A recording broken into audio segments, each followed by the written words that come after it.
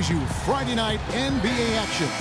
I'm Kevin Harlan with Clark Kellogg and Greg Anthony, and Doris Burke reporting from the sidelines. You look at the Rockets. They're hoping they can carry over some of that momentum from their undefeated homestand.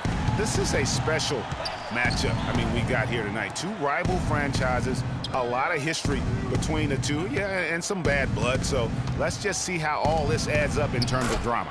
And guys, I think if you ask them, as far as they're concerned, this game counts twice in the standings. I mean, it carries that kind of weight.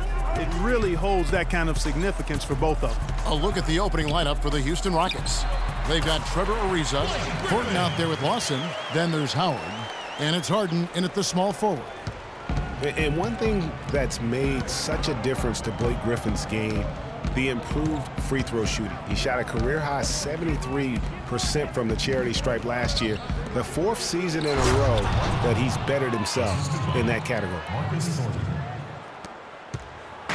The Los Angeles Clippers, they come into this one following a loss to the Warriors in Oakland. Yeah, it's just hard to make up when you have an inability to make free throws consistently, and that's why they ended up losing. Yes, sir. I think some doubt started to creep in when they kept missing those foul shots. And you could see them start to shy away from wanting to even go to the line. A really good rebound in traffic. That's what the big fella's there for. The pass to Jordan. Stevenson against Harden. Stevenson drives in, trying to go for an alley-oop, but excellent defense and anticipation there to stop it. And it's blocked. Griffin against Howard. Stevenson passes to Griffin. And the wide-open shot from Redick. No good on the triple. You know, 9 times out of 10, he's going to knock that one down. He'll spray that one on you. Lawson with it. Chris Paul covering. Thornton for 3. That is in there. Lawson with the assist. Thornton's got himself on the board with 3 there. Boy, that's a nice feed by Lawson.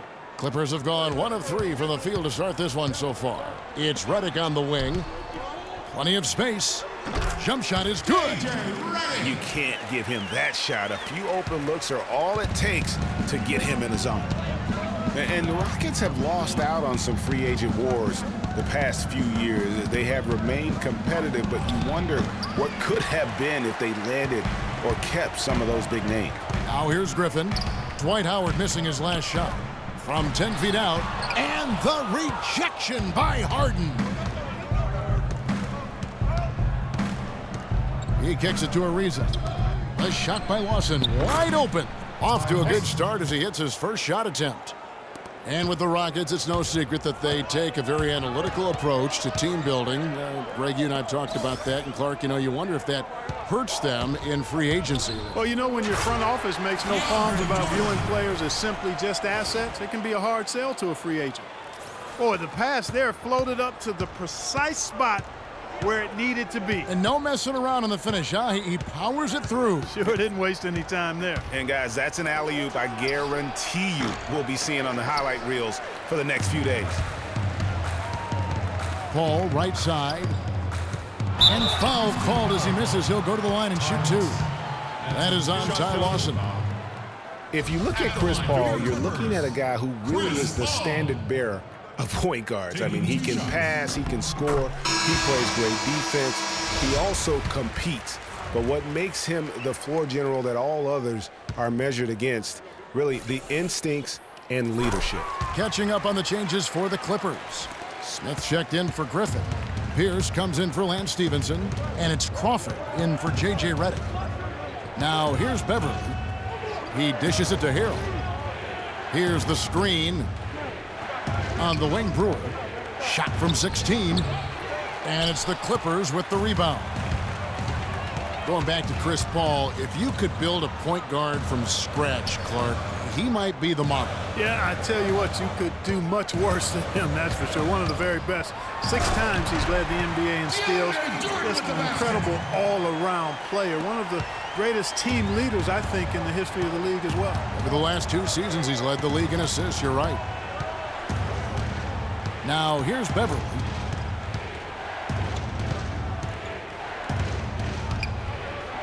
And Jordan sends it back.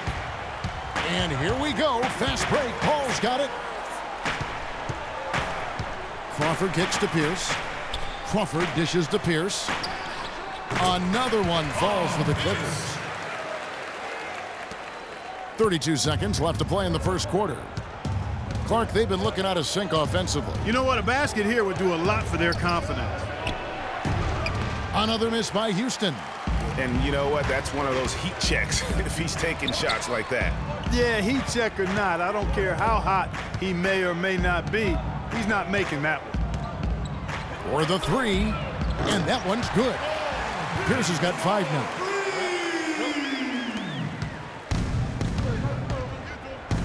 Beverly, the pass to Brewer. Nailed from three-point land. The rapid-fire threes coming from everywhere. Yeah, I'm not sure of the quality of that three-point shot attempt right there, going at it the way they did, but it all worked out for them. 1 quarter. And Dwight Howard, a lightning rod figure around the league, subject to a lot of criticism, but he says, basketball, this is my passion, on the court, it's my sanctuary. I want to have fun. The reason I play is to win championships. I take this game very serious. It's an interesting concept that Dwight has to take something very seriously in order to have fun. He does say he has a burning passion to win a championship. He's been in the finals, and this is a guy that's got still a lot to shoot for, he feels, in his career. That's a great point, Kevin. And the challenge for Dwight is how to balance how serious he is and how passionate he is with having that fun on the court that he's after. Neither team able to build much of a lead up to this point as we start the second quarter. And taking a look at Los Angeles' performance here, what have they been doing or not doing? They've won the effort battle, and that's allowed them to control the backcourt. And it's been gang rebounded. I mean, everybody has done a great job boxing out for him, and it's showing up on the stat sheet. Pierce is out there with Griffin. And it's Rivers, then it's Johnson, and it's Crawford at the 2. So that's the lineup on the floor for the Clippers. Last season for James Harden was easily his best yet. Finished second in the MVP race. Put up huge numbers with career highs in points per game scoring. Greg at more than 27 a game. And also carried that Rockets team that dealt with a plethora of injuries, mainly to Dwight Howard. And second in the league in scoring, I mean, narrowly losing out to Russell Westbrook, who just went on a tremendous tear the second half of the season. And then also finished runner-up in the MVP race. Another rebound hauled in. They're hitting the glass with a lot of passion. Guys, that's been the key to their lead. I mean, simply put, the effort they've displayed on the glass has been the difference. And for Harden coming in second in the MVP race, he had a lot of first-place votes, and nobody knew if he or Curry would win the award. In most other seasons, he would have won the MVP. And really smart to draw his man out to the perimeter. He's giving up too much size to be effective inside. Showed nice. They can't guard us on the perimeter. Spread the floor and isolate up top. Spacing. Doesn't force it. Spacing. I think his outside shot will be hard to block no matter who's defending. Big group substitution here for the Clippers. Jordan, he's checked in for Pierce. Lance Stevenson comes in for Johnson. J.J. Redick's checked in for Jamal Crawford. And Chris Paul subbed in for Austin Rivers. Dwight Howard, he's checked in for Houston. Thornton comes in for Brewer. And for Harden last year, he could have easily have won the MVP, probably would have in other seasons. His big talking point for the award was how he carried the Rockets on his back. And he might have been the most valuable player to his team with the performances he had last year. And you see the way Blake Griffin plays, he is a force. Very hard to contain him when he gets in close just due to his strength and activity. And Redick kicks to Griffin. Pass to Jordan. And there's the call on DeAndre Jordan. That is his first foul of the game. Yeah, way to get there first and be willing to absorb the contact. No question about it. No flop there. That was a direct shot to the chest. Howard with the screen on Paul. And Lawson with the drive. A tad short, but it's good off the front iron. Lawson's got 6. For Griffin and his ability to create contact close, he's been called a a bull in a china shop, something that I think Clarkie embraces. Yeah, I think he'd rather be the bull than the china in that situation because of his strength and physicality. And I think that's the right mentality to have as a power forward. Paul against Lawson. Shoots from the elbow. Jordan with the rebound. And they continue to control the glass. Guys, I think they've simply been the more physical team, and that's why they're ahead. Here's Griffin. Puts up the baby hook. And DeAndre Jordan throws it down. And Kevin, plays like that, really the reason they've got a nice lead right now. Just a great job on the glass. And Greg, the jam and the follow gets their whole bench jumping. Clark, look at them. They are really into it. Yeah, they sure are. That's a little salt in the wound there. I mean, they take a miss and turn it into one of the plays of the game. That hurts. Smith checked in for the Clippers. And then for Houston, Harrell, he's checked in for Ariza. McDaniels comes in for Marcus Thornton. And it's Patrick Beverly in for Ty Lawson. Beverly against Paul. Harden outside. The dish to Howard. And out of bounds as Los Angeles gains possession. You know, you work hard all season, Greg, to try and get into the playoffs, then get a favorable first-round matchup. How about the Clippers last year? Followed those steps.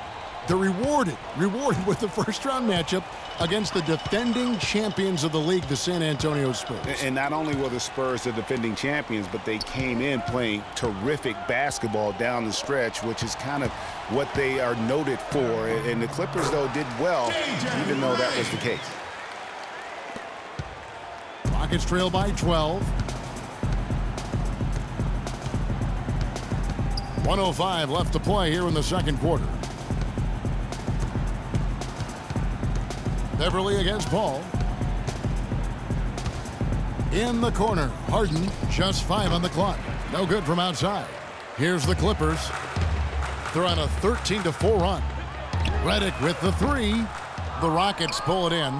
They come into this one having outplayed the Magic last game.